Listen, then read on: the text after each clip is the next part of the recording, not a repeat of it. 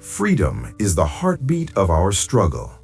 Mazi Nnamdi Kanu has shown us that courage cannot be caged. They may try to silence us, but our voices rise louder each day. They may try to chain us, but unity breaks every chain. Stand bold, stand fearless, stand unshaken, because freedom is our right, and no power on earth can take it away. Victory is near, and freedom will prevail. With this, I welcome you to today's episode, where we examine the personality, leadership style, ideology, and vision of our great leader, Mazi Nnamdi Kanu, and place them in historical context by comparing them with genuine, selfless freedom fighters across Africa and the world. This idea is born out of my desire to make sure I talk about our great leader, Mazi Nnamdi Kanu, every single day until he comes out of prison with Biafra freedom. Today, we bring you a topic that says, revolutionary or extremist? Who decides? One of the most powerful weapons in politics is not the gun, the prison, or the law. It is the label. Throughout history, those who challenge unjust systems are rarely debated honestly. Instead, they are renamed. A freedom fighter becomes an agitator. A revolutionary becomes an extremist. A voice of conscience becomes a threat to national security. Today's episode asks a critical historical question. Who decides whether someone is a revolutionary or an extremist? And more importantly, has history ever allowed power alone to make that judgment fairly?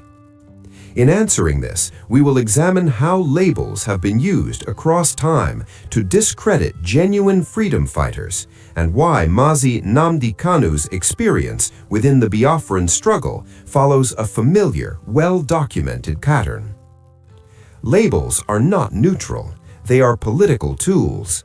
When a state labels someone an extremist, it is not merely describing behavior, it is shaping public perception, justifying repression, and discouraging sympathy.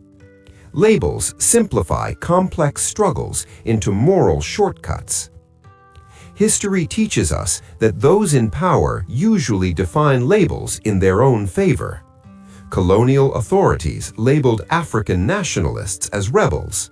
Apartheid South Africa labeled resistance leaders as terrorists. Civil rights activists were labeled communists and agitators. And yet, history later overturned those labels. Let us be honest with history. Nelson Mandela was officially labeled a terrorist by powerful governments for decades. Jomo Kenyatta was imprisoned as a dangerous radical. Kwame Nkrumah was framed as destabilizing and subversive. Thomas Sankara was portrayed as reckless and dangerous to global order. Malcolm X was described as violent and extremist. Today, these names are spoken with respect, not because history became sentimental, but because truth outlived propaganda. None of these men were perfect, but all were responding to injustice that polite language had failed to correct. A revolutionary challenges unjust structures to create dignity and justice. An extremist seeks harm, domination, or destruction for its own sake. The difference is purpose, not discomfort. Power often blurs this distinction deliberately. Why? Because it is easier to suppress an extremist than to address a revolutionary's grievances. When dialogue is replaced with labeling, responsibility shifts away from the system and onto the individual. Mazi Nnamdi Kanu did not emerge from violence. He emerged from speech, history, memory, and identity. His advocacy for Biafra is rooted in historical trauma from the Nigerian Civil War, perceived political and economic marginalization, and a demand for self-determination recognized under international law. These are not extremist concepts. They are political and moral questions. Yet, rather than engage these questions openly, power often chooses labeling. History shows us that labeling is frequently a substitute for dialogue. Dialogue requires listening. Listening requires humility. Humility threatens absolute authority.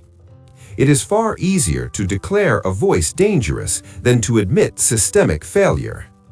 When Mazi Nnamdi Kanu gained widespread support, particularly among youths and the diaspora, the challenge was no longer just ideological, it was psychological.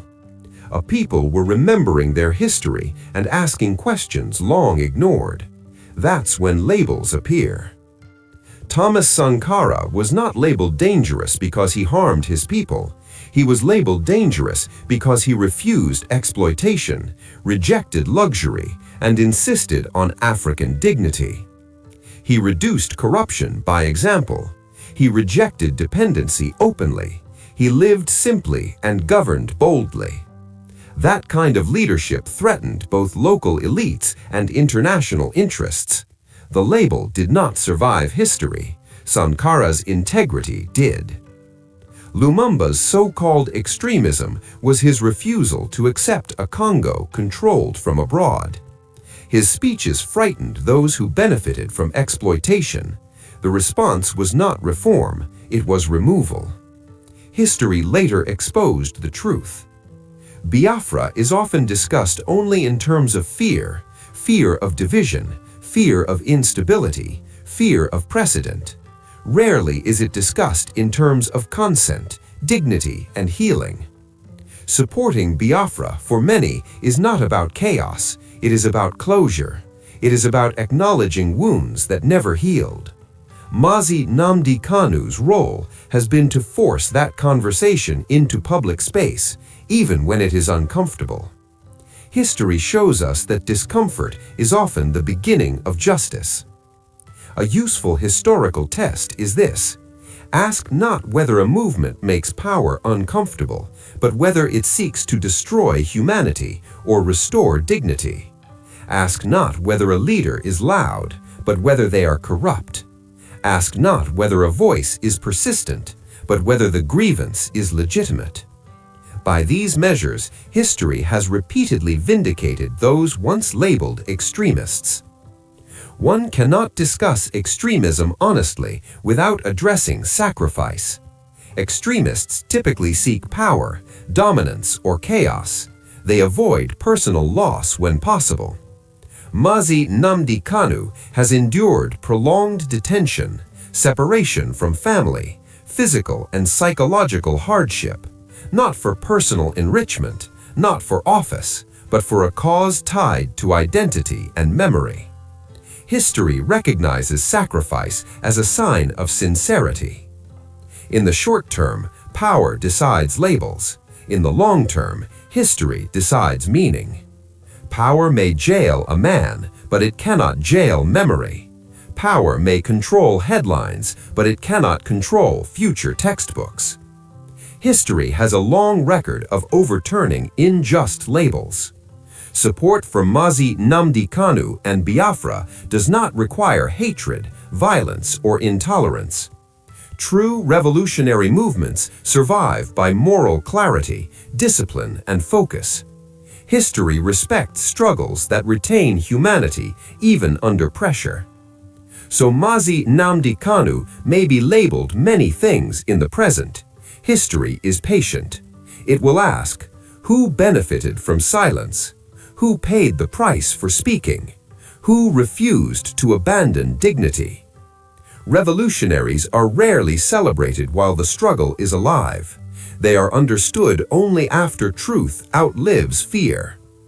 So we end today with this reflection.